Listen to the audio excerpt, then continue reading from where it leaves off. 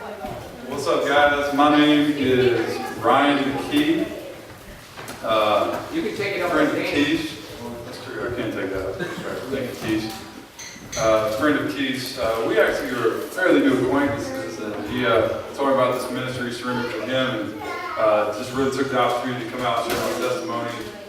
Kind of feel a pull from the Lord, possible ministry, so I'm just trying to come and share my story and exposure to speaking and trying to improve that spiritual gift. So, man, just to give a little background on me, I think the theme of my life, the thing that I kind of did my whole life was sports.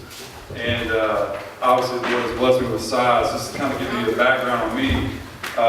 Growing up, does anybody like sports, by the way? Does anybody like football?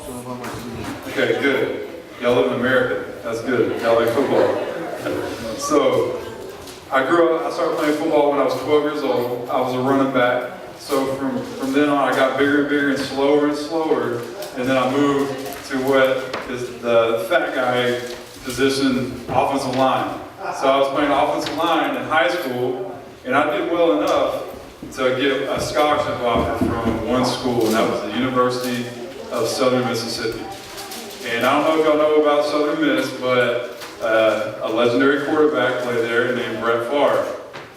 So he kind of put us on the map. So just to give you a little background on Southern Miss there. So I had a pretty good career at Southern Miss, and I started for 3 years, and I had a lot of success, and had the opportunity to go to the NFL. So out of Southern Miss, I went to the New York Jets, and I was there for about a year, and then I ended up here in St. Louis. In the last 2.5 years, I was playing for the Rams, and incredible experience. And actually, this past August was my last kind of shot at the NFL, and things. I think God was pulling me to another direction. So that was the last time I strapped it up and played. My last game was against the Dallas Cowboys this preseason. So I actually was about 35 pounds heavier than I was about 2.5 months ago, and I had a really big beard, kind of like Moses. So y'all wouldn't recognize me. They call me Big Red, so y'all can call me Big Red as well. So just with that background, it's going to be is what I'm going to try to paint a picture for you guys. So sports was my life, and I grew up in Arkansas, and when I was about 15 years old, we moved to Alabama, where my parents were from, and God got a hold of my life right after that. The first friends I was attracted to, the first people that, I saw that I could relate to ended up having to be Christians, and I didn't care. All I wanted was friends. I just wanted to be accepted. I just needed somebody to be able to hang out with, who was interested in things that I was interested in. But through this relationship, guys, I saw them doing something different. I saw them living for a greater purpose, and that happened to be living for Jesus. And so I began to read my Bible. I began to read this book called the Bible, and it's God's Word that He gave to us to reveal His story, reveal His own story, and reveal Himself to us. And through that, I realized, man, I can live for something greater than myself. I can live for a greater purpose in this world. I have purpose now. This is awesome. So I was no longer living for myself. The greatest thing about this whole story is that God, our Father, created everything. Everything you see around us. He created you. He created you. He created you. He knows the amount of hairs on your head. That's how detailed He was in creating each and every one of you. And He created us to be in relationship with Him. And what an awesome thing that is, because He's our Father and we can relate to Him, and He wants and He desires a relationship with us. The Creator of the universe wants a relationship with us. So that is pretty incredible. So here was my challenge. With sports, especially being something that's highly regarded here in America, especially football, the #1 sport, the most popular sport in America, and being successful, I had a really big challenge of keeping God #1 in my life. Keith's already talked about the first and greatest commandment is to love the Lord your God with all your heart, soul, mind, and strength. And we strive to do that. But once I was having success and once people started looking at me and recognizing that I was a good player, I started taking that and I started going with it and saying, man, like I'm going to take this and run with it. People notice me, and Christ started fading in the background, and Christ started getting further and further away from my life, and he was no longer in the forefront. And I'd be convicted, and then I would come back, and then I'd have more success, and then failure, then I'd run back to God, and then, it's just this constant challenge in my life. So, basically what I was doing with football is that I was depending on football for love. Once I was affirmed that I was successful and people started noticing me, I felt love. And I wanted more of that, because it's like right here, you touch it, you reach out, and people are telling you how good you are, and that was great. I felt secure because I knew I had a future in football. I was like, man, I can go to the NFL. I can provide for my family that way. This is awesome. This is my dream. I've dreamed of being a professional athlete for my whole life. So I found security in that. I found joy. I was happy when I played. It was a lot of hard work, but it was fun to win. And I found self-worth in football. And the problem there is that football, obviously, now I'm standing here before you, 35 pounds lighter, beardless, looking for a job. Football ended.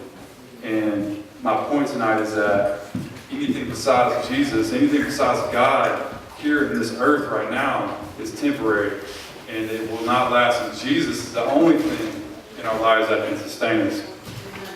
So I want to read some verses in Matthew chapter 7, verses 24 through 27. Listen for some key words here. Listen for the word rock, and listen for the word sand. So this is Jesus talking.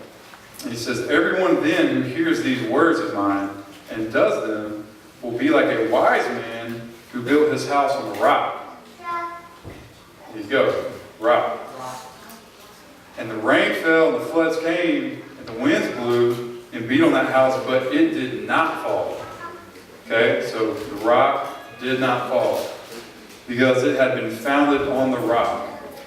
And everyone who hears these words of mine and does not do them will be like a foolish man who built his house on the sand. And the rain fell, and the floods came, and the winds blew, and beat against the house, and it fell because it was built on the sand. And great was the fall of it. So this is what I'm going to compare. Jesus is the rock. Jesus is our foundation. Jesus has built this foundation for us to stand securely in Him. And what I did is I was standing in that, and things were good, but then when football came in, and other things in our life, it could be money, it could be a girlfriend, a boyfriend, a relationship, it could be anything that could come in the place of God. But there's a place in our heart that only Jesus can fill. But if we try to fill that, then that's the sand. And we're standing on sand. We're no longer standing on rock. And what does sand do? Has anybody been to the beach? Has anybody been on sand before? It's really cool. When you walk, you kind of, walk around here like this, walk around like a model. You have to do that. And the point is that it's not solid. And when I put my faith, when I put my complete trust, and I put my identity, and put my self-worth, and my love, and everything I had in football, it wasn't consistent. It wasn't consistent. And obviously now it's over, and I have nothing to fall back on with football. But thank God that Jesus is a rock, and He's consistent. He was consistent my whole life to be able to sustain me and to bring me back during those hard times, during those times where I ran to football for security, ran to football for love. He gave me Himself over and over again, and that's what He will do in your life if you trust Him and you give your life to Him. I love the verse in Romans 5:8. It says, for God showed His love for us, and that while we were still sinners, Christ died for us. That He loves us that much to where that are people that are so far away from Him that He would send His only Son to die for us. And it's through His life, death, and resurrection that we can have a relationship with God now. So, man, so Jesus wants to be your all in all. He wants to be in everything you do. he was in my football. Well, once I understood this concept, I brought him into football.